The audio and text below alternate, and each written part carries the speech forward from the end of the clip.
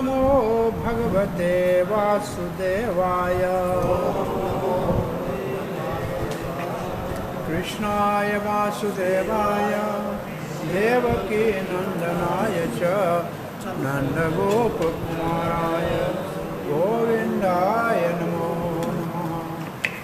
जय श्री कृष्ण चैतन्य प्रभो नित्यानंद श्री अद्वैत गदाधर शिवासादि गौर भक्त वृंद।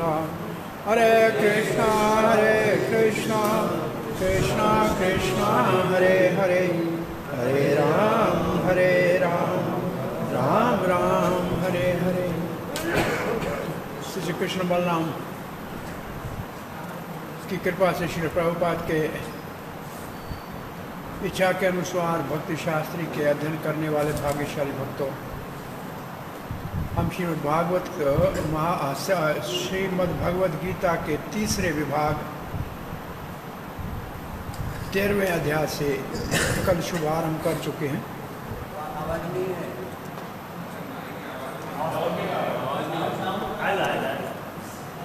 13वें अध्याय से कल शुभारंभ कर चुके हैं और 13वें अध्याय का पहले विभाग में एक ही श्लोक है जिसमें अर्जुन के 6 प्रश्न हैं। आप में से 6 प्रश्नों के नाम प्रभु 6 प्रश्न अर्जुन के, उनमें से पहला कौन सा प्रश्न है बोलिए जरा। हाँ प्रभु जी, पहला प्रश्न प्रकृति क्या है? चलो प्रकृति, पहला प्रश्न प्रकृति है। आप बोलिए दूसरा क्या प्रश्न है? पुरुष, 2 हो गए। और आप बोलिए सजन, तीसरा क्या प्रश्न है? सजन, 6 में से 2 इन्होंने बोल दिए, प्रकृति पुरुष। आप 4 में से 1 बोलिए, क्षेत्र। और आप बोलिए क्षेत्र के 4 हो गए, बाकी बच गए 2। प्राण बोलिए, प्राण 5वां क्या है? ज्ञान, बच गया 1 बाकी। पुजारी कहाँ है? पुजारी नहीं आया हमारा, नहीं, दूसरा एक पुजारी नहीं है। हाँ वो है। और छठा क्या है? ज्ञेय। ठीक है। इसमें से कल हमने 3 के विषय में वर्णन सुना संक्षेप में। तो कौन से 3 के विषय में वर्णन सुना गौर भगवान? कल हमने किसके ऊपर चर्चा किया? हाँ, कल किसके ऊपर चर्चा की? क्षेत्र और क्षेत्रज्ञ के ऊपर विशेष रूप से ज्ञान वर्णन किया। तो अब क्षेत्र किसको कहते हैं प्रभु जी? आप कौन बोलेगा क्षेत्र किसको कहते हैं? क्षेत्र किसका परिभाषा है? हाँ प्रभु जी आप बोलिए, क्षेत्र किसको कहते हैं? आगे वाला, हाँ जी बोलिए, बैठे बैठे आराम से बोलिए, क्षेत्र किसको कहते हैं?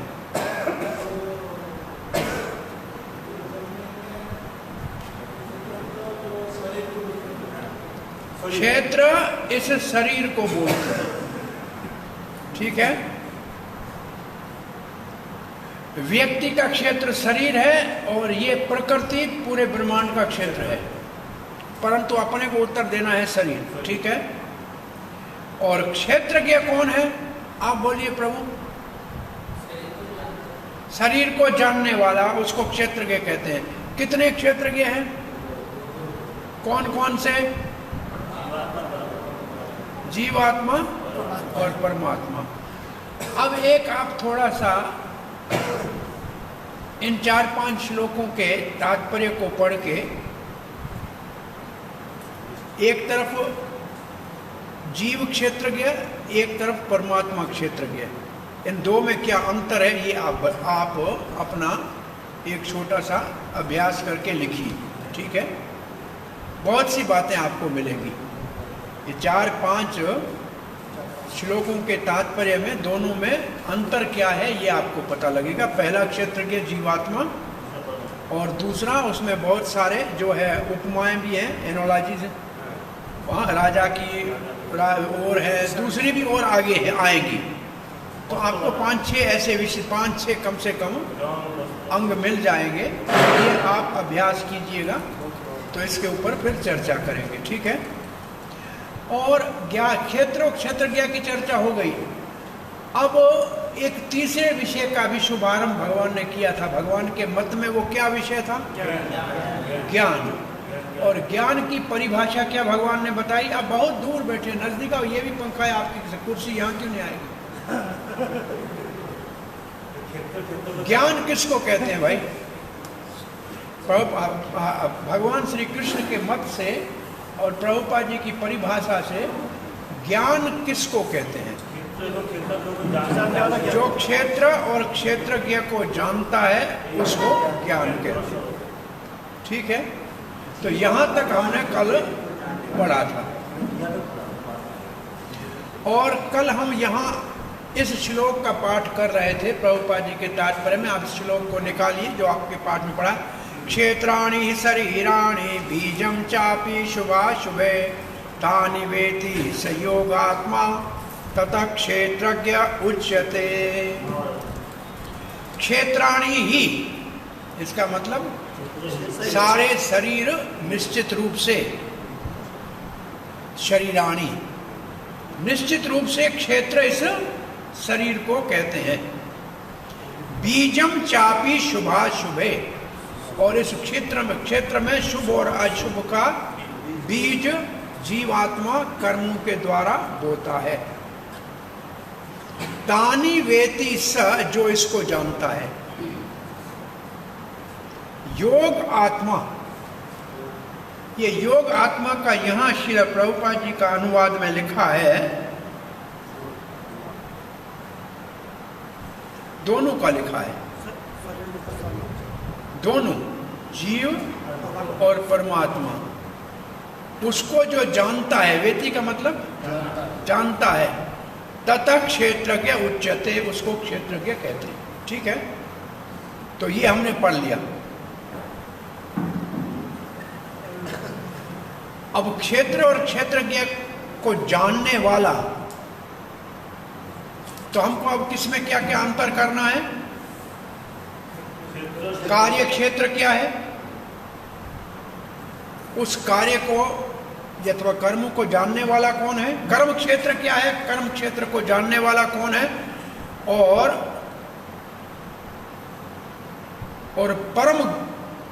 परम वेता कौन है, सब कुछ जानने वाला कौन है? उसका वर्णन प्रभुपाद जी कहते ऐसे किया हुआ है।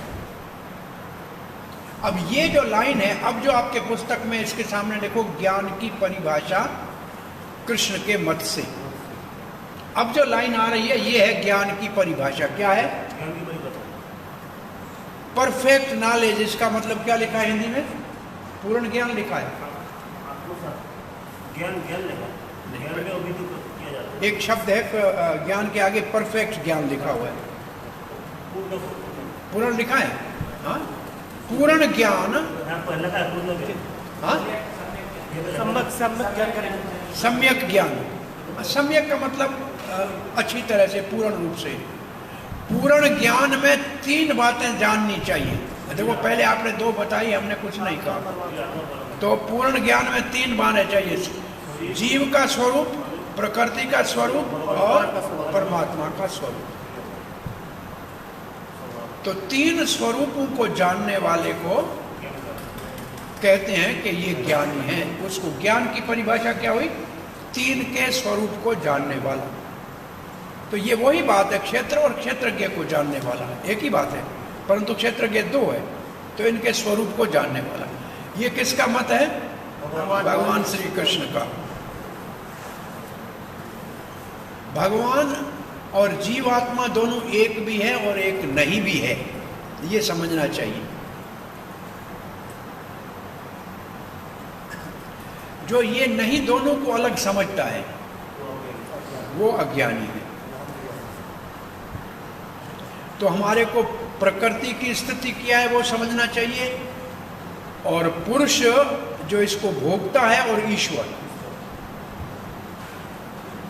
जो दोनों का नियंता है, इसके लिए 3 और शब्द कौन है वेदों में? क्या शब्द होते हैं इसके लिए 3? जीव, जगत और जगदीश। तो जीव, जगत, जगदीश। तो जीव है जीव, जगत है प्रकृति और जगदीश है भगवान। ठीक है, इनके बीच में हमको उलझना नहीं चाहिए। प्रभुपाद जी लिखते हैं इन तीनों को ठीक समझना चाहिए, उलझना नहीं चाहिए। तब प्रभुपाद ने ये उदाहरण दिया, यहाँ हमने कल वाणी को विराम दिया था। चक्रवर्ती पाल ने उदाहरण नहीं, बलदेव विद्याभूषण ने उदाहरण दिया था कपड़ा रंगने वाला, रंग और रंगने वाला। हाँ, तो ये अब यहाँ 3 लिखे हैं, चित्रकार और चित्र बनाने का बुर्श। ठीक है, तो अब इसमें चित्रकार तो भगवान है, सृष्टि तो वही बनाता है, सबको बनाने वाला वो है। चित्र अगर चित्र शरीर को कहें, क्योंकि बदलते रहते हैं चित्र, बुर्श तो नहीं बदलता है, शरीर तो ये एक मैं सुबह से सोच रहा हूँ इसका सीधा अर्थ क्या समझना चाहिए। चित्र जो है शरीर है, क्योंकि बदलते रहते हैं, और जो बुर्श है वो बनाता रहता है चित्र। तो चित्र बनाता रहता है बुर्श, तो बुर्श जीव आत्मा हो जाएगा, और चित्र जो है वो शरीर हो जाएगा, और दोनों को चलाने वाला जो दोनों का स्वामी है वो भगवान है। ऐसा इसका अर्थ हमको समझ में आता है। और कहीं अर्थ समझ में आए तो निकाल लेना, क्योंकि कहीं दिया हुआ नहीं है, अपने को निकालना है अपनी तरफ से। ठीक है, अब देखिए शरीर से आगे बढ़ के प्रभुपाद जी क्या लिख रहे हैं कि भौतिक जगत को कर्म क्षेत्र कहते हैं, यही प्रकृति है। इसका अर्थ है प्रभुपाद जी अब इस तात्पर्य में प्रकृति की परिभाषा दे रहे हैं। अब 3 चीजें पूरी हो गई, कौन सी? क्षेत्र, क्षेत्रज्ञ और ज्ञान हो गया पूरा। अब यहां प्रभुपाद जी कहते हैं भौतिक जगत जो क्रिया क्षेत्र है उसको प्रकृति कहते हैं। ठीक है, और इस प्रकृति का जो भोग करता है उसको पुरुष कहते हैं, और दोनों से ऊपर जो उनका परम नियंता है उसको भगवान कहते हैं। अब इसके आगे प्रभुपाद जी सिद्धांत के लिए श्वेताश्वर उपनिषद से ये श्लोक कह रहे हैं, जिसका अर्थ है 3 ब्रह्म का वर्णन है। 3 ब्रह्म शब्द देखा है क्या? यहाँ ब्रह्म 3 प्रकार के ब्रह्म का वर्णन है। प्रकृति भी ब्रह्म है, जीव भी ब्रह्म है, और भगवान भी ब्रह्म है। अब 3 ब्रह्म का विचार वेद में वर्णित है। प्रकृति को ब्रह्म कहाँ कहा गया है? इसी आगे 14वें अध्याय के अंदर लिखा है प्रकृति को महद ब्रह्म। इसी के अंदर 14वें अध्याय में आप देखिए, दूसरा श्लोक या पहला या दूसरे श्लोक में होगा महद ब्रह्म बीज प्रदम। 14वां का कौन सा श्लोक है सबको बता दो।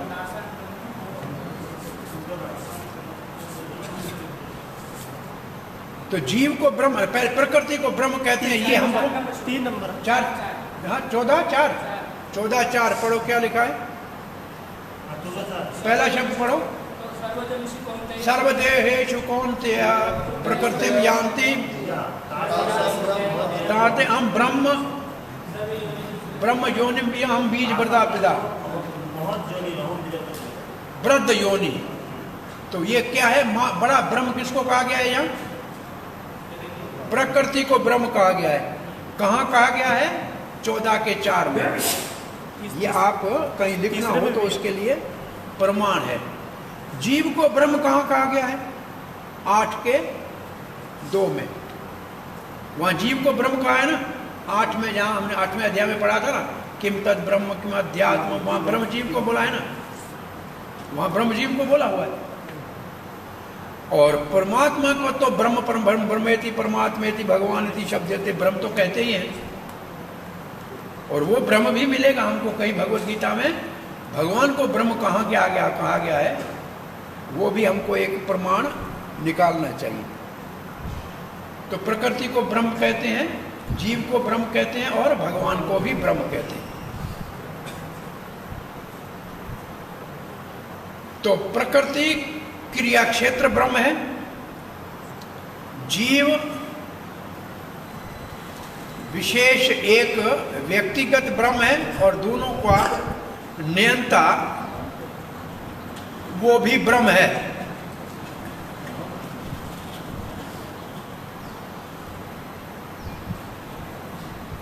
अब देखिए ये आपके उसमें लिखना पड़ेगा जो अभी हमने आपको होमवर्क दिया है ना। क्या होमवर्क दिया है? क्षेत्र का अब होमवर्क क्या दिया है आपको? गृह कार्य क्या दिया है? जी हाँ, दो क्षेत्रज्ञ में अंतर क्या है? तो ये देखो लाइन आ रही है दो क्षेत्रज्ञ में, एक क्या है? जानकारी कहाँ पाया जाता है? 13वें अध्याय। इस अध्याय में आगे ये भी बताया गया है कि दो क्षेत्रज्ञ में से एक क्या लिखा है देखो, एक अच्युत है और एक च्युत है लिखा है ना।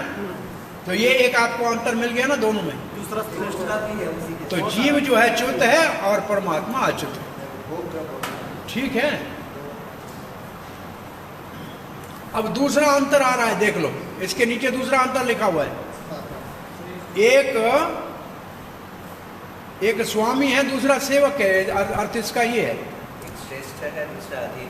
हाँ, एक अधीन है वो सेवक है और एक श्रेष्ठ है एक अधीन है। एक अधिपति है एक अधीन है, वो उचित रहेगा।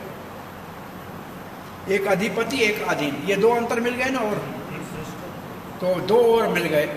और आगे पहले हमने दो चार बात की है, तो कल तो नहीं है, परसों जब इकट्ठे होंगे तब इसको अच्छी तरह से फाइनल कर लेंगे कि दोनों में अंतर क्या है। ठीक है।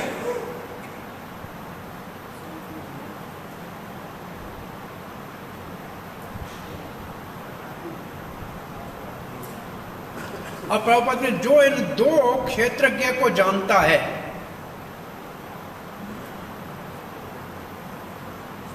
और इन दोनों को अगर कोई एक मानता है तो फिर भगवान के वचनों के विपरीत हो जाएगा, क्योंकि भगवान ने कहा मैं भी क्षेत्रज्ञ हूं। ये प्रभुपाद जी का तात्पर्य है। अब एक और उदाहरण दे रहे हैं, एक और उदाहरण दे रहे हैं। एनालॉजी को क्या कहते हैं आपकी भाषा में? एक उपमा और दे रहे हैं कि रस्सी और सर्प को रस्सी समझना।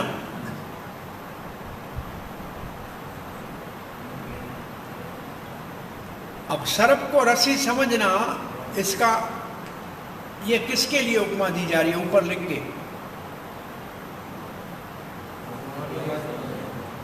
भगवान के शब्दों का जो खंडन जो जीवात्मा और परमात्मा को एक मानते हैं, जो दोनों क्षेत्रज्ञों को एक मानते हैं, वो भगवान के वचनों को का खंडन कर रहे हैं। या स्पष्ट रूप से भगवान कहते हैं मैं भी क्षेत्रज्ञ हूं। तो ये है कि वो ज्ञानी नहीं है जो सर्प को जो रस्सी को सर्प मानता है। रस्सी को सर्प मानता है वो ज्ञानी नहीं है।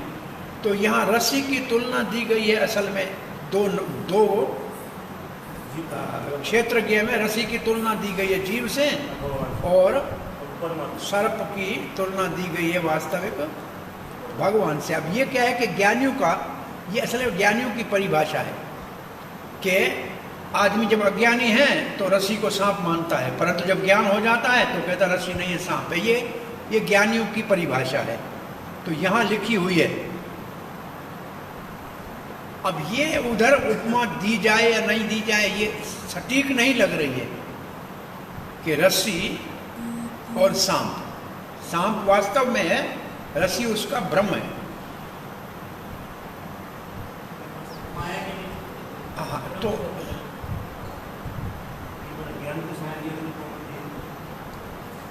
मुझे एक प्रश्न भी है यहाँ पे। ज्ञान की समझने के क्या उपमा देते हैं? ज्ञान को समझने के लिए श्रील प्रभुपाद क्या उपमा देते हैं? ज्ञान को समझने के लिए श्रील प्रभुपाद क्या उपमा देते हैं? कोई श्लोक का नाम लिखा है क्या? कुछ लिखा नहीं। ऐसे नहीं लिखा है ना। तो उपमा देते हैं, ये तो रस्सी और ये उपमा भी एक है। और वो जो नागरिक और जो राजा होता है वो भी क्षेत्र के, फिर यहाँ ये उपमा ज्ञान को समझने के लिए ये यहाँ की वो शब्द लिखा है, जो इसको ठीक तरह नहीं समझता है उसको ज्ञान में नहीं मानना चाहिए। तो ये दो क्षेत्र के में से ज्ञान के लिए ये उपमा है। ये उपमा किसके लिए है? ज्ञान। जो तीसरा विषय है ज्ञान, उसके लिए उपमा है ये। तो जो ज्ञानी है वो रस्सी को सर्प नहीं मानता। इसका अर्थ वो जीव को भगवान नहीं मानता। इसका अर्थ ये हुआ प्रभुपाद जी की परिभाषा। भगवान अलग, परमात्मा अलग है, जीवात्मा अलग है। नाना प्रकार के शरीर है और उनके स्वामी भी अनंत है। जितने शरीर उतने आत्मा है। और हर एक जीव ने अपनी खेती जैसी की है वैसा ही फल मिलेगा, तो वैसा ही शरीर मिलेगा। इसका अर्थ ये है भाई, जो जीव की अपनी क्रिया है, कर्म है, उसके अनुसार फल मिलेगा और उसके भोग के लिए वैसा शरीर मिलेगा 84 लाख योनियों में से। परंतु भगवान उन सब में एक ही है जो विराजमान है परमात्मा के रूप में। और जो शब्द च है इस श्लोक में बहुत महत्वपूर्ण है। ये अनंत शरीरों का सूचक है। एक शरीर नहीं है, बहुत शरीर है। ये बलदेव विद्याभूषण का महत्व है। भगवान श्री कृष्ण परमात्मा के रूप में प्रत्येक शरीर में है और जीवात्मा से वो भिन्न है, सर्वदा भिन्न है।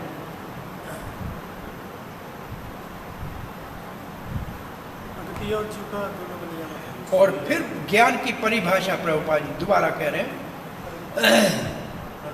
वास्तविक ज्ञान वो है जिसमें परमात्मा को नियंता के रूप में, किसके नियंता के रूप में? प्रकृति और सीमित पुरुष। सीमित पुरुष लिखा है, क्या लिखा है? विशिष्ट भोक्ता तो शब्द नहीं है। And the finite enjoyer. Finite enjoyer का अर्थ विशिष्ट नहीं होना चाहिए। हाँ नहीं, विशिष्ट गलत शब्द है।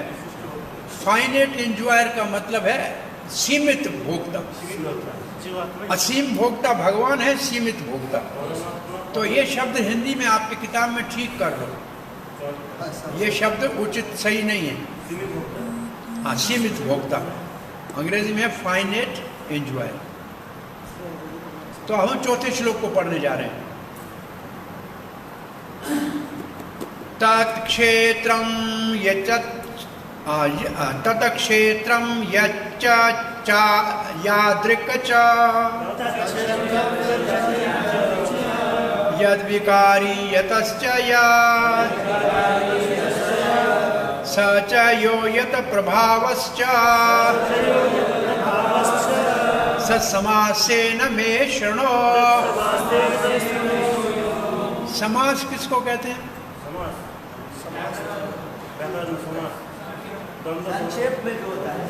संक्षेप में बोलने को समास कहते हैं। जो थोड़े में बात कही जाए उसको कहते हैं। और इसके विपरीत शब्द क्या है?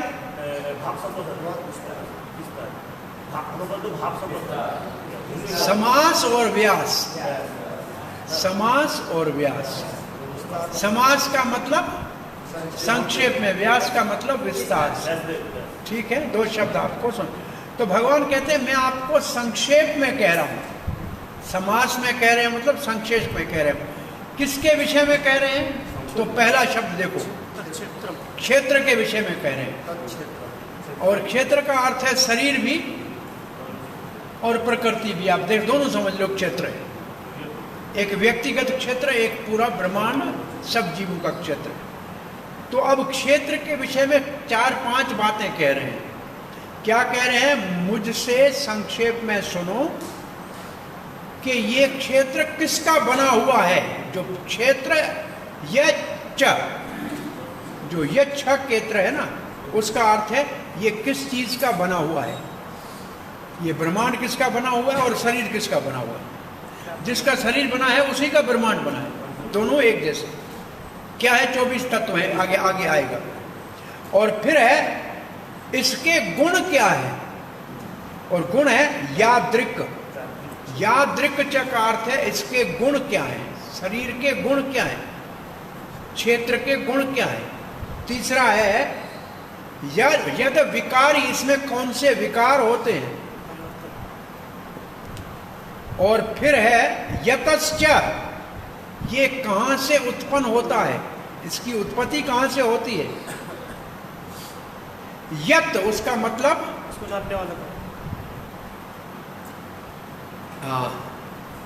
by what variety it is known, by what variety it is known का मतलब है कौन सी विभिन्नता से इसको जाना जाता है। और फिर है सह च यह, इसका मतलब क्षेत्रज्ञ कौन है।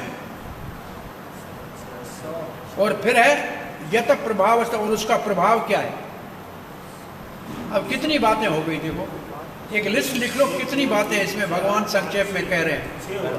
पहले क्षेत्र किसका बना हुआ है, दूसरा उसका गुण क्या है, और तीसरा है उसमें विकार क्या है, और चौथा है कि उसका उत्पत्ति कहाँ से होती है, और पांचवा है उसके विभिन्नता का कौन सी विभिन्नता से जाना जाता है। क्या लिखा है?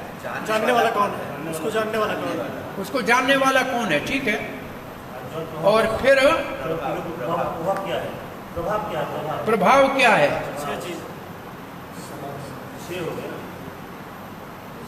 By which variety is known, who is the knower। दो बातें हैं यहाँ, यत सह च यह। अब इसके विस्तार से एक एक कौन सी कहाँ बताई गई है वो विश्लेषण करके लिखा है, तो हम उसको देखते जाएंगे। तो इसका अनुवाद कोई पढ़ ले।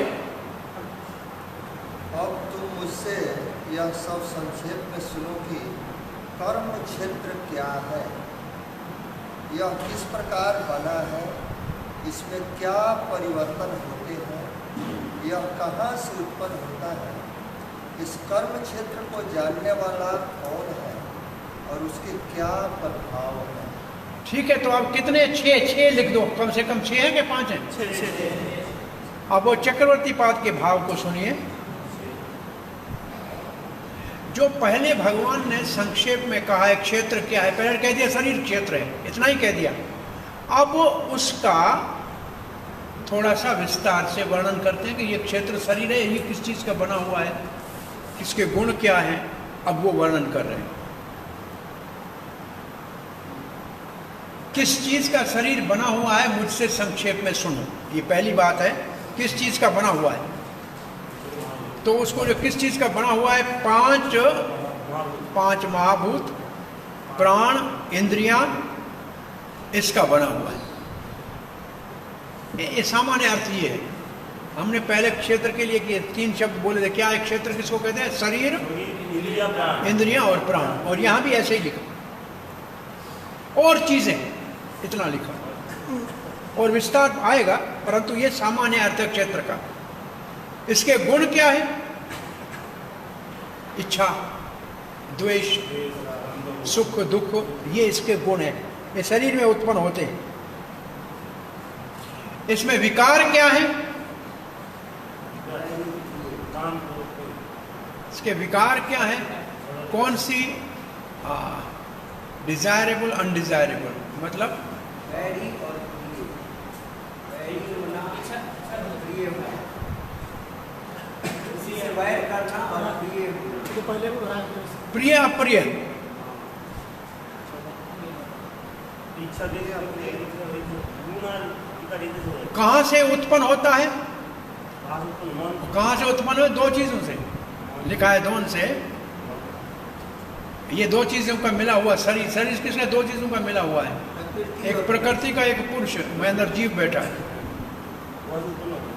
और यत, इस दोनों को अलग कैसे समझा जाएगा? ये अलग शरीर कैसे समझे जाते हैं? तो कुछ चर है, कुछ अचर है। ये शरीर है, क्षेत्र है, कुछ शरीर क्षेत्र चर है, कुछ अचर है, ये है इसकी विशेषताएं। और इस क्षेत्र का ज्ञाता कौन है? जीव और परमात्मा। ये सामान्य अर्थ है इन शब्दों का। आप प्रभुपाद जी लिख रहे हैं,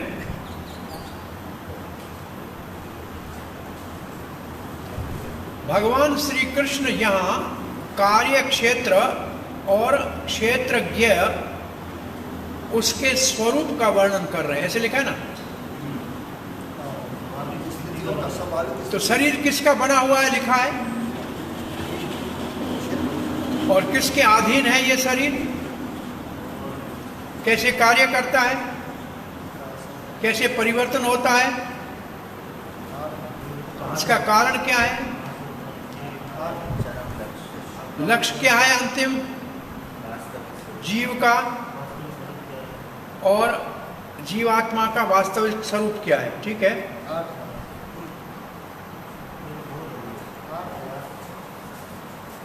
आठ है।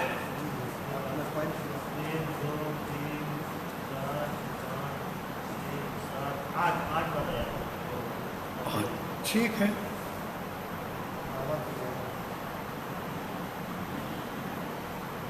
और फिर अंतिम का प्रभुपाद ने और विस्तार क्या किया है, हमको ये भी जानना चाहिए कि जीवात्मा क्या है, परमात्मा क्या है, और उन दोनों का प्रभाव क्या है, उनका प्रभाव क्या है, और उनका और उनका क्या प्रभाव है और क्या शक्तियां हैं, क्या उनकी शक्तियां हैं। ये भी आएगा, पॉइंट मिलेगा, ये पॉइंट में थोड़े ये भी है। अब प्रभुपाद जी इतना बता के कहते हैं हमको भगवत गीता को समझना है, तो कैसे समझना चाहिए, जैसे भगवान ने वर्णन किया है बहुत स्पष्ट रूप से, परंतु हमको सावधान होना चाहिए कि जीव को और परमात्मा को अलग समझना चाहिए, इसमें गलती नहीं करनी चाहिए। अब एक और उदाहरण दे रहे हैं, ये आपके उसमें क्या काम आएगा। ये एक और उदाहरण देखो, क्या लिखा है, सक्षम और अक्षक्षम, अंग्रेजी में पोटेंट और इम्पोर्टेंट, तो दोनों सक्षम और अक्षम इसका अर्थ नहीं है। कोई काम कर पाते नहीं, कर नहीं पाते, वो भी ठीक है, पोटेंट एंड इम्पोर्टेंट, भगवान समर्थवान समर्थ असमर्थ। समर्थ अंग्रेजी में इसका बहुत दूसरा, पोटेंट इम्पोर्टेंट का अर्थ दूसरा है। पोटेंट का मतलब है वो पुरुष जो बच्चे पैदा कर सकता है, और इम्पोर्टेंट नपुंसक। अर्थ तो ये है वास्तव में।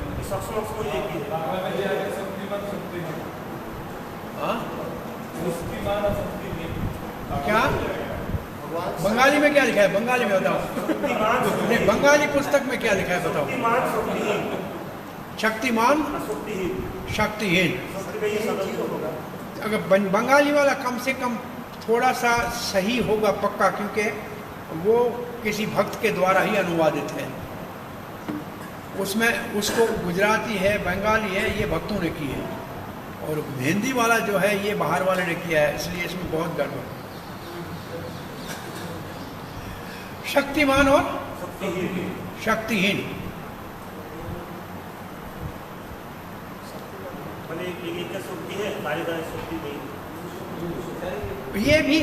ये भी पूर्ण नहीं उतर रहा है।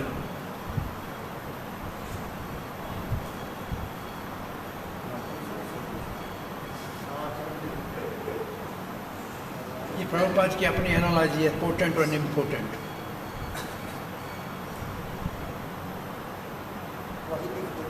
एक नपुंसक है, इम्पोर्टेंट का सीधा अर्थ है नपुंसक।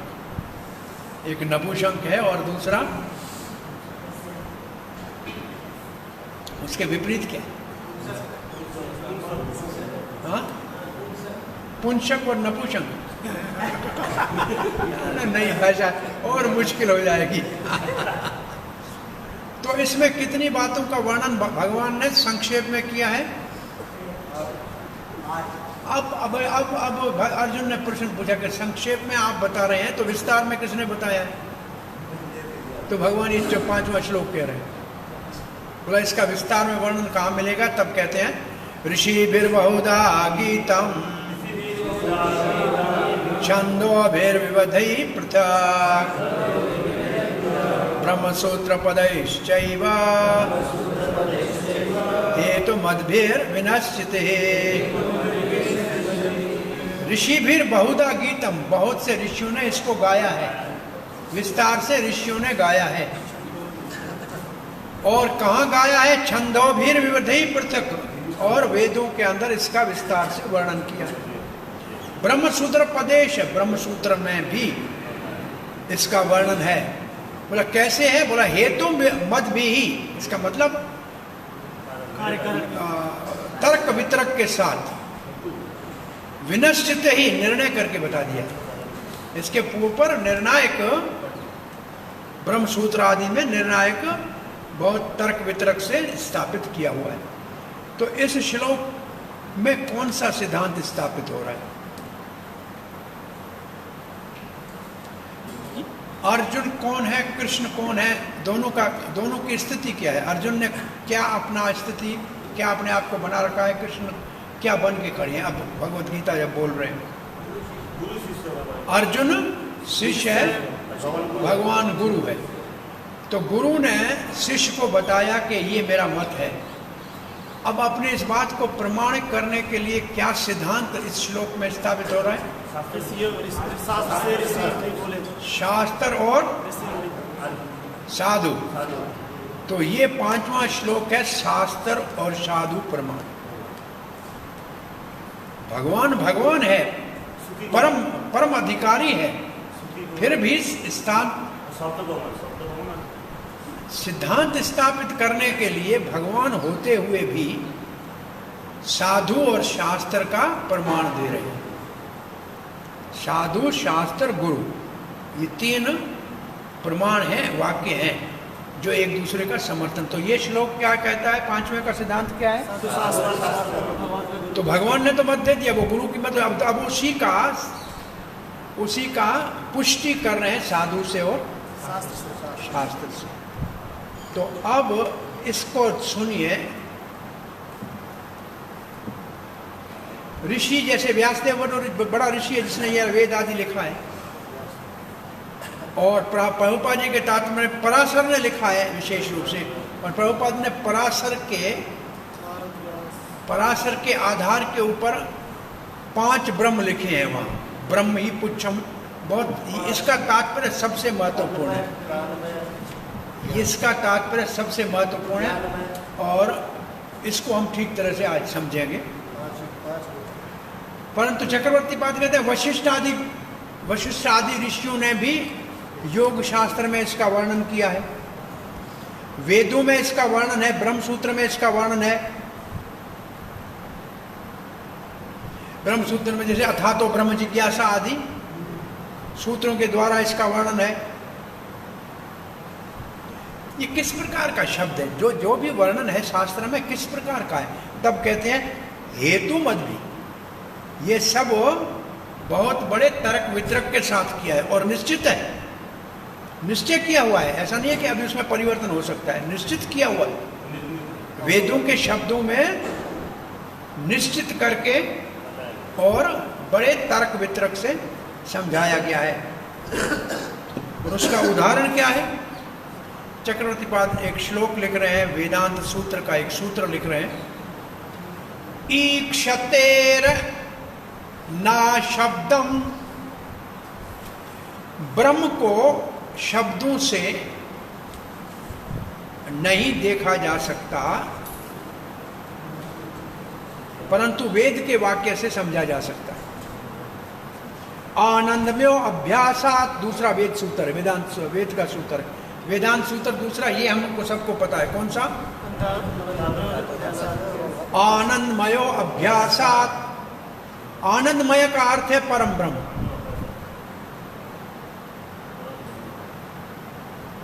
और अब प्रभुपाद जी के तात्पर्य को ठीक तरह समझिए, ये बहुत महत्वपूर्ण तात्पर्य है, बड़े सिद्धांत है।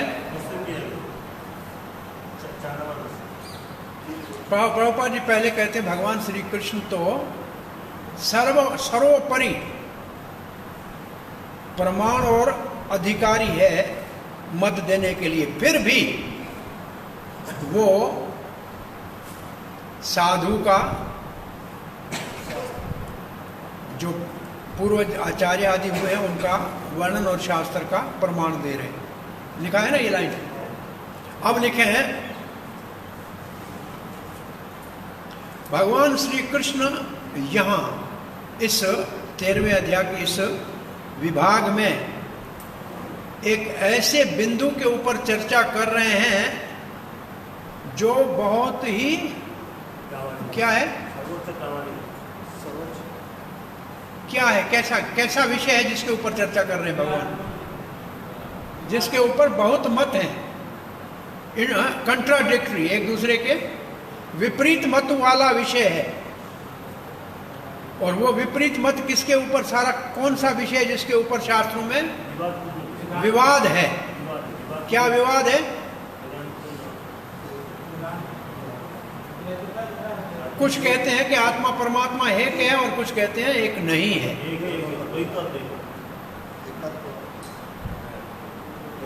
ये इसी के विषय में बात। तो इसका अर्थ है कि आपकी क्या जो चर्चा चल रही है वो क्या चर्चा चल रही है? मुख्य रूप से चर्चा चल रही है असल में क्षेत्र के जो दो हैं, ये ऐसा विभाग है, ये ऐसा विषय है जिसके ऊपर बहुत बड़ा मतभेद है। हाँ, बहुत बड़ा मतभेद है इसके ऊपर सब दर्शनों का। तो उसका अच्छी तरह से भगवान अब विवेचन करके समझा रहे हैं। पहले भगवान कहते हैं ये अन्य साधु संतों ऋषियों के मत में ऐसे है। अब प्रभुपाद कहते हैं वो कौन से ऋषि है जिनका वर्णन किया जा रहा है? बोले एक तो व्यासदेव स्वयं है जो वेदांत सूत्र को लिखने वाला है, और दूसरा उनका पिता पराशर, वो भी बड़ा महर्षि है। और फिर क्या लिखा है उसने अपने पुस्तकों में? लिखा है धर्म, उसने धर्मशास्त्र लिखा है। पराशर, एक पराशर स्मृति है, पराशर स्मृति, उसमें लिखा क्या है? अहम त्वम च तथा अन्य। अब ये जो है एक सूत्र पराशर का लिया है प्रभुपाद जी ने, अहम, मैं, तुम च तथा अन्य, और ज्यादा। ऐसा कोई और श्लोक भगवद गीता में पढ़ के आए हैं उसमें ऐसा ही कुछ लिखा है, मैं, आप और दूसरे। ना 2 के 12 में ऐसे भगवान ने कहा मैं, तुम और ये सब अन्य सब, है ना ऐसा? ठीक है। अब ये सब दिव्य हैं, भले भौतिक शरीरों में है परंतु दिव्य हैं। अब हम प्रकृति के तीनों गुणों में प्रभाव में आ गए हैं अपने कर्मों के कारण। कभी ऊंच जूनियों में जाते हैं, कभी नीची जूनियों में चले जाते हैं। और ये ऊपर नीचे जाने का कारण हमारा अज्ञान है। और ये अनंत जीव हैं, परंतु परमात्मा एक है, वो अच्युत है, उसके ऊपर प्रकृति के गुणों का प्रभाव नहीं पड़ता है और वो सदा दिव्य स्थिति में रहते हैं। इसी प्रकार जो वास्तविक वेद है उसमें आत्मा और परमात्मा को अलग करके बताया गया है, और विशेष रूप से कठोपनिषद में। और बहुत ऐसे और भी ऋषि हुए हैं, उन्होंने इसका विस्तार से वर्णन किया है। पराशर उनमें से एक मुख्य है। छंदोभी का अर्थ है वैदिक साहित्य में, ठीक है। तैत्रीय उपनिषद में एक शब्द जो यजुर्वेद का एक विभाग है। यजुर्वेद के कितने विभाग हैं?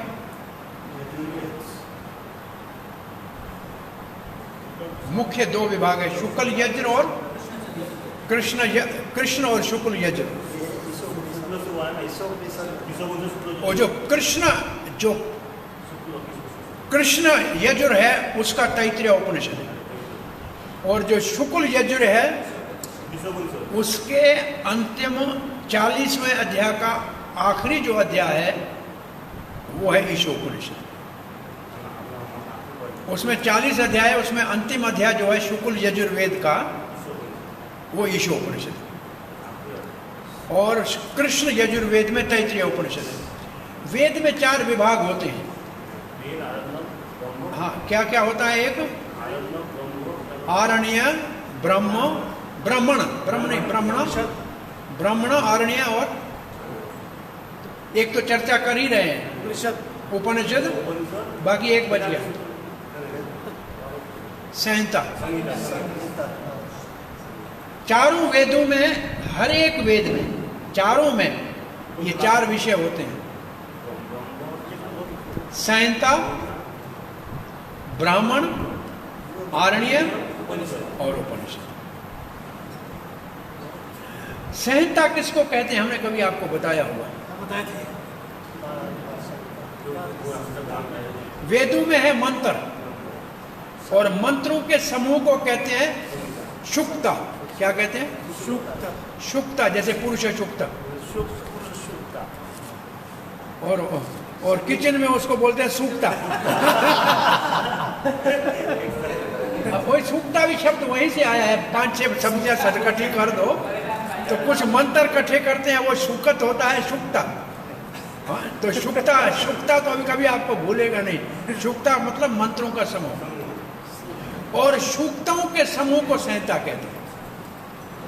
जहाँ सूतक इकट्ठे, सब सूक्ता इकट्ठे होना, उसको कहते हैं संहिता। और ब्राह्मण जो है उसमें मंत्र होते हैं यज्ञ के। वो मंत्र जो है वो छंद में नहीं होते हैं। वो जैसे किताब पढ़ते हैं ऐसे लिखते हैं, उसको मतलब गीत के रूप में नहीं होते। उसको क्या कहते हैं? पोइट्री में नहीं होते हैं, गद्य। हाँ, पद्य नहीं, गद्य में होते हैं। और अरण्यक भी ऐसे ही श्लोक है जो पूजा पाठ के हैं। और उपनिषद जो है वो विशेष ज्ञान है, जो भगवान के निकट ले जाने वाला है और बंधन से मुक्त करने वाला है। उपनिषद का अर्थ ये। यजुर्वेद का विभाग तैत्तिरीय उपनिषद में जीव, हाँ, 3 वर्णन है उसमें। क्या 3 वर्णन है तैत्तिरीय उपनिषद में? प्रकृति, पुरुष और भगवान। ठीक है।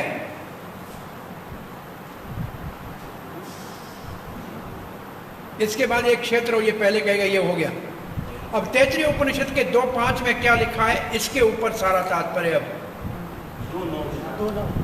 ब्रह्म पुच्छम प्रतिष्ठा।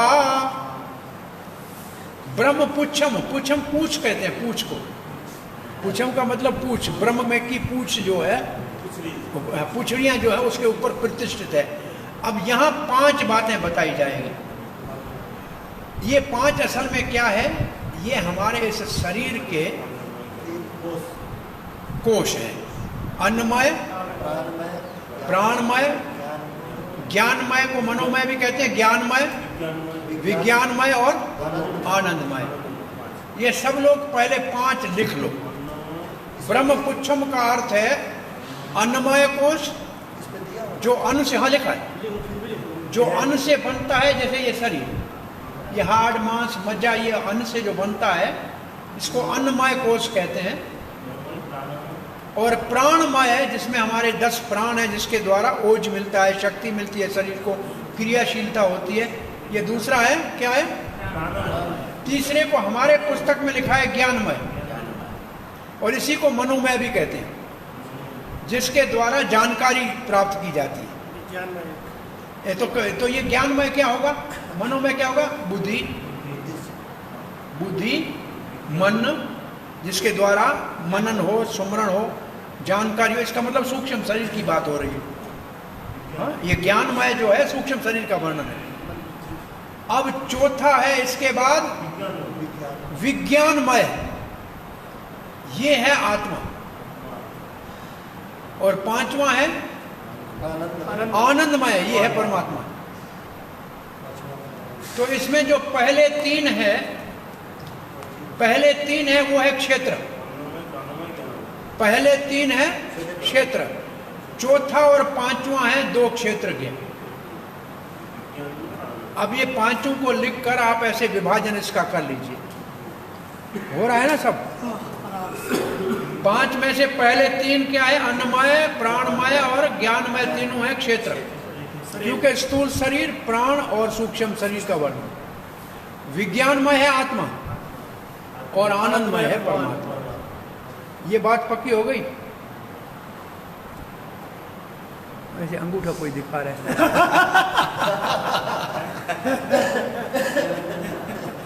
हरे कृष्णा। अब ये आपने सब लिखा हुआ पढ़ लिया, ये सब पुस्तक में ऐसे लिखा है, समझ गए? हाँ, सब लिखा है, लेकिन इसको तात्पर्य में सब है, परंतु इसको मैंने साफ करके बिल्कुल सिंपल करके दे दिया। 5 लिख के 3 के सामने लिख दो क्षेत्र, 2 के सामने क्षेत्र के, एक आत्मा एक परमात्मा।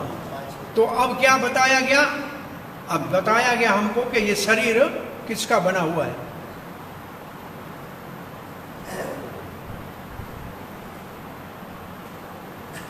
प्राणमय लिखा प्रभुपाद ने, फिर ब्रह्म रियलाइजेशन किस काल विज्ञानमय, इसका मतलब आत्म साक्षात्कार करना, और फिर आनंदमय ये है परमात्मा। ये ब्रह्मपुच्छम की परिभाषा है।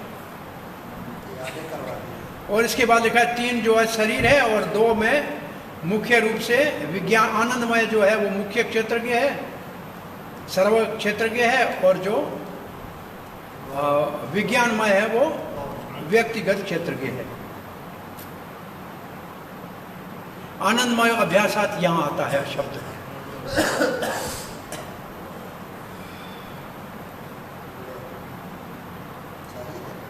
अब एक लाइन लिखी है प्रभुपाद ने, भोग करने के लिए अपने आनंद का अभ्यास करने के लिए, आनंदमय अभ्यासात की परिभाषा है। आनंदमय अभ्यासात, ये उस आनंदमय अभ्यास करने के लिए अपने आप को विज्ञानमय, प्राणमय, ज्ञानमय और अन्नमय में भगवान प्रकट करते हैं। ठीक है, विस्तृत करते हैं।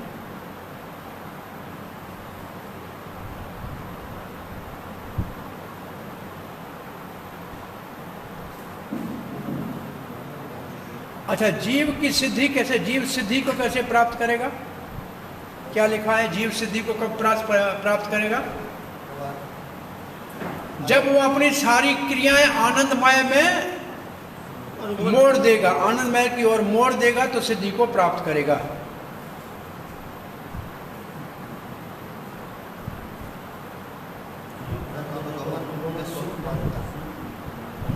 अब दोबारा देखो, इसके नीचे वही लिखा हुआ है, आनंदमय का अनुगमन में सुख मानता है।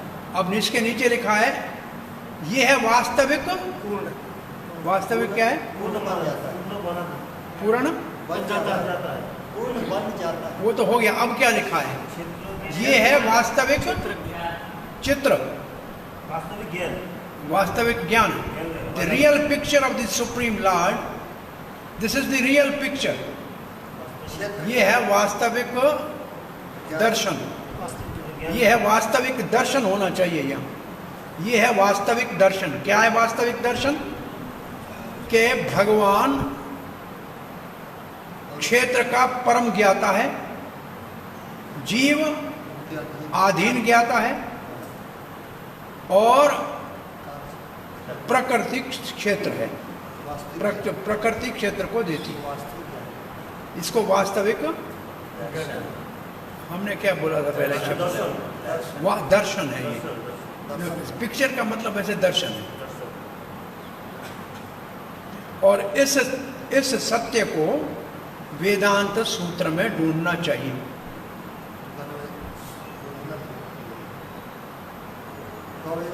और उस वेदांत सूत्र में इसको क्या लिखा है? वेदांत सूत्र में इस सारे विषय को कार्य कारण के आधार के ऊपर तर्क के साथ समझाया गया है। अब 3 वेदांत सूत्र के प्रभुपाद ने यहाँ सूत्र दिए हैं, 2-3-2, 2-3-18, 2-3-40। इसमें पहला है क्षेत्र के लिए, दूसरा है जीवात्मा के लिए, तीसरा है परमात्मा के लिए। पहले में लिखा है न व्याद अश्रुतेह, न व्यद अश्रुतेह। इसका अर्थ है, प्रभुपाद ने इसका अर्थ है क्षेत्र, क्रिया क्षेत्र। न आत्मा श्रुतेह, न आत्मा श्रुते है, इसका अर्थ है पहला क्षेत्रज्ञ जीव, और तीसरा है परात तु तत्श्रुत, उससे भी ऊपर, ये है दूसरा क्षेत्रज्ञ भगवान। तो ये तीन वेदांत के सूत्र प्रभुपाद ने यहाँ दिए हैं, एक क्षेत्र के लिए, एक जीव क्षेत्रज्ञ के लिए और एक परमात्मा क्षेत्रज्ञ के लिए। अब हम 6 और 7 श्लोक को पढ़ने जा रहे हैं। इन श्लोकों में जो ये चादृक च या विकारी च जो चौथे श्लोक में कहा गया था ना, उसका विस्तार मिलेगा, और जहां आएगा बताएंगे, वहां आप लिख के पक्का करके उसके साथ मिला लेना। महाभूतानि अहंकारो बुद्धिरव्यक्तमेव च इंद्रियाणि दशैकं च पंचेन्द्रिय गोचराः इच्छा द्वेष सुखम दुखम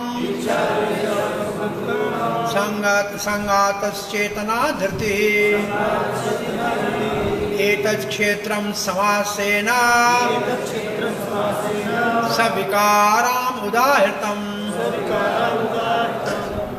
तो पहले लिखा है महाभूतानि, सबको मालूम है महाभूत किसको कहते हैं? पंच महाभूत, पृथ्वी अग्नि जल वायु आकाश, ठीक है। अहंकारो, अहंकार, जिनसे ये 5 भूत उत्पन्न होते हैं, ये चक्रवर्ती पाद ने पूरी सृष्टि का वर्णन बताया है ऐसे। बुद्धि, अव्यक्त, अव्यक्त क्या है आपके विचार में? जो सृष्टि का पहले जो अव्यक्त का मतलब प्रधान, अव्यक्त प्रधान, जहां से ये सब उत्पन्न होते हैं। असल में महत्त्व बुद्धि है, महत्त्व, पहले महत्त्व फिर प्रधान। इसका अर्थ है 5 भूत, अहंकार, महत्त्व और प्रधान। इंद्रियाणि दशैकम च, 10 इंद्रियां।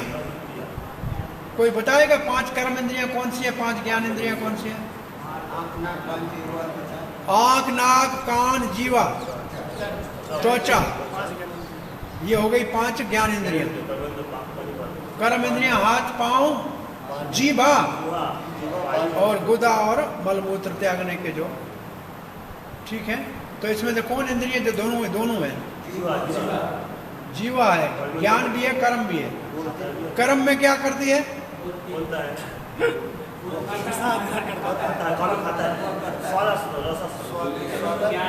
कर्म में बोलता है, कर्म में बोलता है, और ज्ञान में चखता है। रस जो है वो जीवा लेती है, वो है ज्ञान इंद्रिय। जो बोलती है वो है पंच। दशैकम, एकम आ गया, दशै के साथ एकम आ गया। एक क्या है? मन। च पंच, पंच इंद्रिय,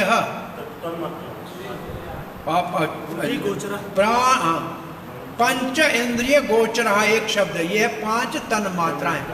इंद्रिय गोचर का मतलब जैसे गाय चरने जाती है, जहाँ इंद्रिय चरने जाए, गाय को भी इंद्रिय कहते हैं ना, गो कहते हैं ना, गाय भी गो और इंद्रिय भी गो। और ये जहाँ चरने जाए, गाय घास चरने जाती है और इंद्रियां रूप रस गंध आदि में जाती हैं। तो ये है 5 विषय। कितने ये सब हो जाएंगे 24, गिन लो। 5 15 20 21 24 हो गया। हाँ? 22 23 ये 24 है। ये है प्रकृति, और इसी का क्या बना हुआ है? शरीर, ठीक है। ये क्षेत्र किसका बना हुआ है? जो हमारा प्रश्न था उसका उत्तर है। 4 में देखो, ये ये क्षेत्रमिति चादृक, चादृक जो है उसका ये उत्तर। अपे इच्छा द्वेष सुखम दुखम, ये 4 है उसके गुण। ये शरीर के गुण हैं। इसमें इच्छा उत्पन्न होती है, द्वेष होता है, सुख होता है, दुख होता है। और संघातस का अर्थ क्या है? शरीर समूह दिया हुआ है। हाँ, समूह सबको मिला। ये सब जहाँ जहाँ जहाँ ये सब है कहाँ? बोला शरीर में है। और फिर लिखा है चेतना। ये चेतना आत्मा के स्तर वाली नहीं है, ये है मन के स्तर वाली चेतना, क्योंकि ये असल में क्षेत्र के अंतर्गत आती है, आत्मा के अंतर्गत नहीं है चेतना। और धृति का अर्थ क्या है? धृति विवेक, विवेक जिसको कहते हैं, जो असल में बुद्धि का काम है, मन का काम है। असल में ये मन और बुद्धि के काम। और फिर है विकार। उस शरीर में जो 6 विकार आते हैं जन्म लेने के से लेकर मरने तक, 6 विकार, वो विकार की बात है। तो इतना इसमें 3 का उत्तर है इसमें अभी तक, ठीक है। चक्रवर्ती पाद देखते हैं इस श्लोक में जो क्षेत्र का स्वरूप है उसका वर्णन है। 3 का स्वरूप जानना है ना हमको।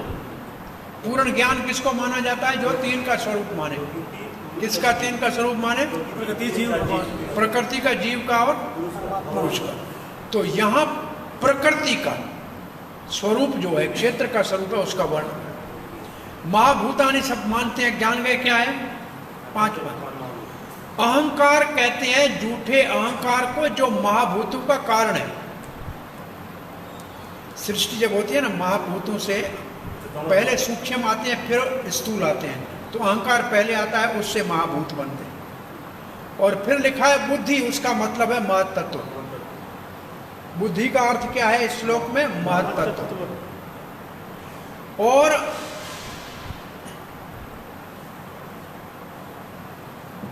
वो अहंकार का कारण है।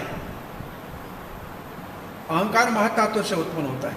अव्यक्त कहते हैं प्रकृति को, जहां से महत्त्व उत्पन्न होता है, जो प्रधान है, जहां से महत्त्व, प्रकृति, जो उसको अव्यक्त कहते हैं। और इंद्रियां हमको मालूम है, एक मन है, ये भी हो गया। 5 इंद्रियों के विषय ये हो गया। ये 24 तत्वों का शरीर बना हुआ। ये किसका उत्तर है? तीसरे श्लोक में। हाँ, तीसरा श्लोक है क्या ये? चौथा होना चाहिए। यहाँ तीसरा क्यों लिखा है? ये 4 वर्ष नंबर 4 में, ये 4 का उत्तर है। इसने गलत लिखा है, 4 होना चाहिए, 3 क्यों लिखा है? ठीक है, ये किसका उत्तर है? यहाँ तक इसको नाम लिखें, यच्च यच्च। ये जो यच्च शब्द है कि ये शरीर किसका बना हुआ है, उसका उत्तर है। यादृक आगे आएगा। अब है संघातस। संघाता का अर्थ क्या है? यह शरीर जिसमें 24 तत्वों का समूह है। 24 तत्वों के समूह को संघात कहते हैं, जो है शरीर या ये प्रकृति, पूरी ब्रह्मांड। चेतना मानसिक, ये मानसिक वृत्ति है। और धृति है सहनशीलता, सहनशीलता। अब चक्रवर्ती पाद कहते हैं इच्छा, ये मन के सारे, ये मन के भी, इच्छा है, द्वेष है, ये सब मन की क्रियाएं हैं। और ये मन की क्रिया है, इसलिए ये सब क्षेत्र में आनी चाहिए, क्योंकि मन सूक्ष्म शरीर है, वो क्षेत्र है। आत्मा की भी इच्छाएं होती हैं, परंतु वो इनसे विभिन्न होती हैं। तो मन क्या काम, ये कहाँ से उत्पन्न होते हैं? संकल्प, विकल्प आदि जो मन के काम है, जिसको श्रुति में लिखा है। अब ये जो मन के कार्य लिखे हैं विस्तार से, इस श्लोक में नहीं है। इस श्लोक में इतना ही लिखा है मन के कार्य, परंतु मन के कार्य है ये बृहदारण्यक के उपनिषद में लिखे हैं। काम संकल्पो विचित्तसा श्रद्धा धृति ह्रीहि धीहि भीहि इति एतत् सर्वं मन एव। तो मन के ये सारे कार्य हैं क्या?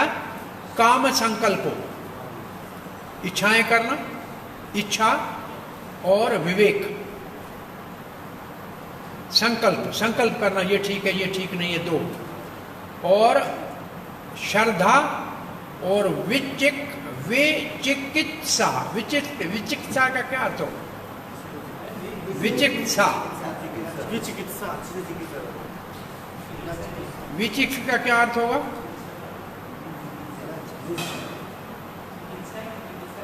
विचिकित्सा। चिकित्सा क्या है? चिकित्सा क्या होता है? जिसके लिए कोई निर्णय नहीं हो, ऐसे बीच में पड़ा हो, अनसर्टेनिटी। अनसर्टेनिटी का मतलब असमंजस में पड़ा रहना, न इधर का न उधर का। मन ऐसी स्थिति में मन की होती है।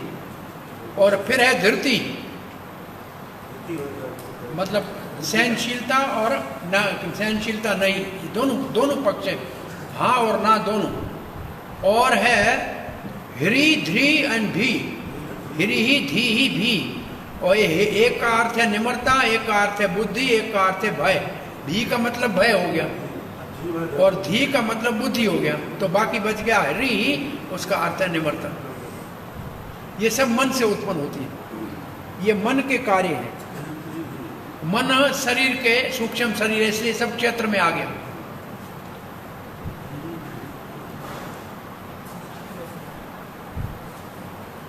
तो अभी तक भगवान ने केवल क्षेत्र किसका बना हुआ है और उसके गुण क्या है, ये गुणों का वर्णन हो गया ना। अभी जो वर्णन किया है, ये क्या किया, उसके गुण क्या है उसका वर्णन हो गया। और फिर विकारों का वर्णन हो रहा है। तब विकारश्चा, 6 विकार होते हैं। जन्म लेता है, बड़ा होता है, कुछ समय रहता है, परिपक्व होता है, फिर टूटने फूटने लगता है और मरता है। तो ये हो गया हमारा। अब आगे प्रभुपाद जी का तात्पर्य देखें।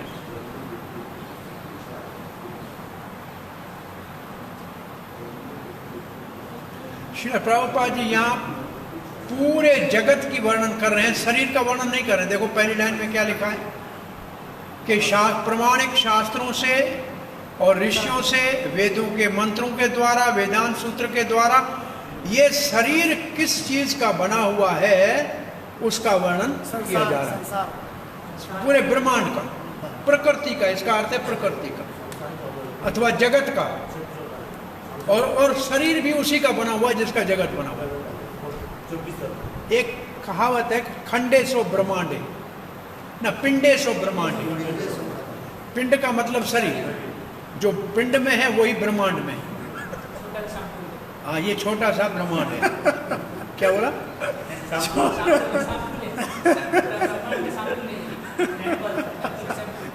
क्या बोला?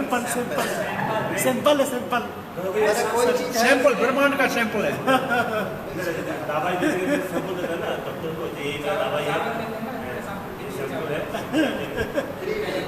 अब प्रभुपाद जी पहले ये 24 गुणवाते हम गिन के आ गए, इन सब का प्रभुपाद जी। और बुद्धि कहते हैं, बुद्धि कहते हैं, और अहंकार झूठा कहते हैं, और फिर अव्यक्त की बात करते हैं। ये सब तो हम पढ़ के आए हैं। और 5 इंद्रियों के विषय भी हो गए, और ये 10 इंद्रियां और 11वां मन भी हो गया। आगे प्रभुपाद जी लिखते हैं मन को भी इसमें गिन गया, ये 11 हो गए, और 5 फिर इंद्रियों के विषय हो गए। इन सब के मिश्रण, 24 का मिश्रण हो गया, ये हो गया क्षेत्र। इसको कार्य क्षेत्र कहते हैं। ठीक है, ये 24 तत्वों का विश्लेषण किया गया है, इसी को कार्य क्षेत्र कहना चाहिए। ठीक है, ये क्षेत्र का वर्णन हो गया। अब इसमें इच्छा है, द्वेष है, सुख है, दुख है, और ये कहाँ से आते हैं? ये शरीर से उत्पन्न होते हैं। इसके मतलब ये है इस शरीर के गुण। तो ये है दो जो गुण, जो दूसरा है चाद्रिक, ये चाद्रिक की परिभाषा है ना? उत्पन्न होते हैं। अब प्रभुपाद जी इस चेतना को लिखते हैं कि जो जीवन का, क्या लिखा है, जीवन का लक्षण,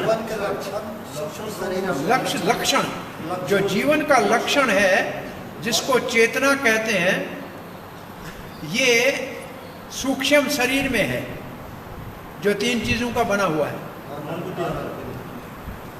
अब आप लोग जानते हैं सूक्ष्म शरीर सामान्य हम रूप से कहते हैं 3 चीजों का। भागवत में सूक्ष्म शरीर को 4 का बोला हुआ है, और चित्त, मन, बुद्धि, अहंकार और चित्त को लिखा है दूषित चेतना। और इन चारों के अधिपति देव है वासुदेव, संकृष्ण, प्रद्युम्न और अनिरुद्ध। तो इसमें से बुद्धि का है वासुदेव, अहंकार का है संकृष्ण, और प्रद्युम्न और अनिरुद्ध है मन का और प्रद्युम्न मन का। उसके बाद क्या बच गया? चित्त का वासुदेव है, चित्त का वासुदेव, बुद्धि का अनिरुद्ध और मन का प्रद्युम्न। लिखो, ये चौथे स्कंद भागवत में आता है, इसको लिख के याद रखो। 4 अंतःकरण हमारा 4 है, मन, बुद्धि, अहंकार और चित्त। मन, बुद्धि, अहंकार और झूठा अहंकार और चित्त, इन चारों के अधिपति हैं। चित्त का वासुदेव है, हाँ। अहंकार का संकर्षण है, बाकी बच गए 2। और जैसे आते हैं अनिरुद्ध बुद्धि का है और मन का प्रद्युम्न, ऐसे होना चाहिए।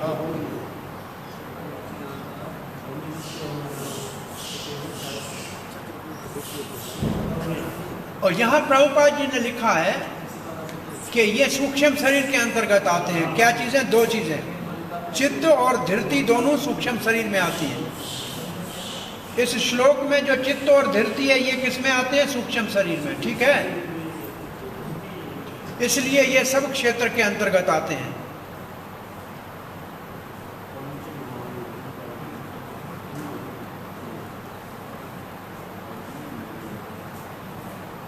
अब प्रभुपाद ने एक लाइन लिखी है, ध्यान देखिए। ये असल में सृष्टि कैसे होती है उसका वर्णन किया है।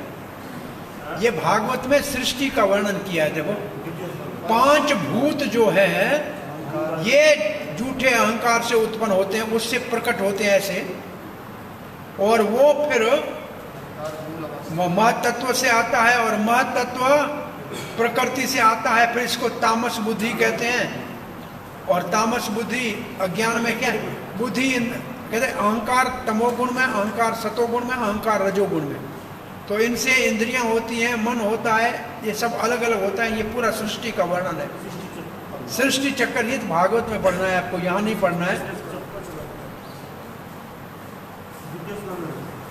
और प्रधान को देखो, यहाँ लिखा है अव्यक्त प्रधान को कहते हैं। प्रभुपाद जी ने लिख दिया अव्यक्त है प्रधान।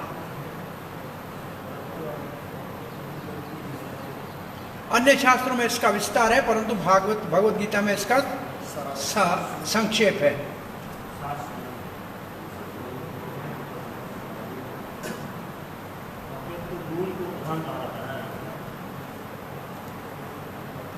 अब एक बात लिखिए, क्षेत्र जो है वो अस्थाई है और भौतिक है, परंतु क्षेत्रज्ञ जो है वो उसका स्वामी है और उससे भिन्न है। यहाँ हमारा पहला विभाग, दूसरा विभाग पूरा हुआ। अब ये चाद्रिक का यतस्य य विकारी च यत समासेन में शृणु, अभी 3 का ही वर्णन विशेष रूप से हुआ है। अब तीसरे विभाग का है 8 से 12। तीसरा विभाग है 8 से 12।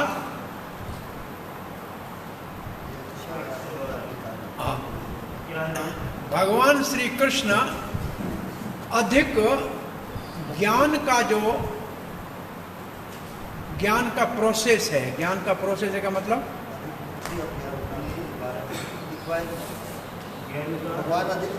ज्ञान की विधि और मुक्ति का साधन बताते हैं। ये तो एक ही, ये सब श्लोक एक ही लाइन में है, सब कटे श्लोक है, और इसमें कुछ 20 एक विषय हैं।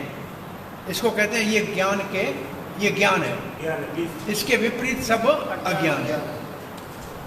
तो आइए श्लोकों का पाठ कर लेते हैं। अभी टाइम हो गया श्लोकों का पाठ करके, फिर शुक्रवार को इस विभाग को पूरा करेंगे। अमानि त्वम अदम्भि त्वम अहिंसा क्षान्तिरार्जवम् आचार्योपासनम् शौचम् स्थैर्यमात्मविनिग्रहः इंद्रियार्थेषु वैराग्यम् अहंकार एव च जन्म मृत्यु जरा व्याधि दुख दोषानुदर्शनम् अशक्तिरनभिस्वङ्गः पुत्रदारगृहादिषु नित्यं च समच्चित्तत्वम् इष्टानुष्टपपतिषु मयि च अनन्ययोगेन भक्तिरव्यभिचारिणी विविक्तदेशसेवितम् अरतिर्जनसंसदि अध्यात्मज्ञाननित्यत्वम् तत्त्वज्ञानार्थदर्शनम् एतज्ज्ञानमिति प्रोक्तम्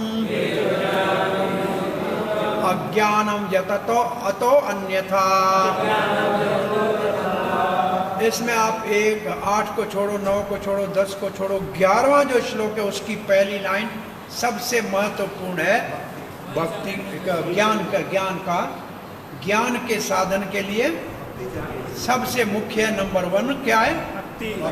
अनन्य योगेन भक्तिर अभिविचार। दूसरे नंबर में है आचार्य उपासनम। देखो पहले श्लोक का 8वें श्लोक का दूसरा लाइन, आचार्य उपासनम। और हमारे अपने दृष्टि से पहला जो शब्द है वो चैतन्य महाप्रभु के भक्ति से बहुत ही निकट, अमानित्व। ज्ञान का पहला लक्षण है अमानित्व। अब ये क्या है कि आपको कल का दिन छुट्टी है, आप इस शब्दों का डेफिनेशन सबका देख लीजिए। प्रभुपाद ने सब शब्दों का डेफिनेशन दिया है। कुछ जो महत्वपूर्ण है उसके ऊपर चर्चा करेंगे। और ये लंबा चौड़ा इसका तात्पर्य कोई मेरे ख्याल 4-5 पेज का है, 4-5 पेज है पक्का, 5-6 पेज है आप। और फिर चौथा विभाग हमारा है 13 से 19। 13 से 19 ज्ञेय का वर्णन है। कृष्ण ज्ञेय के विषय में वर्णन कर रहा है। तब हमारे 4 विषय पूरा हो जाएंगे। क्षेत्र, क्षेत्रज्ञ, ज्ञान ज्ञ, बाकी बच गया पुरुष और प्रकृति, वो आएगा आगे। मुझे एक प्रश्न है यहाँ पर। श्री कृष्ण के अनुसार क्षेत्र और क्षेत्रज्ञ के संबंध में अधिक जानकारी कहाँ पाया जा सकता है? वो है ना, ऋषि फिर बहुधा गीता फिर छंदो विवेक प्रत्यक्ष। ये श्लोक जो है ना, तो अन्य ऋषि पराशर ने जैसे लिखा है और फिर वेदांत सूत्र जो व्यास ने लिखा है वहाँ पाया जाता है।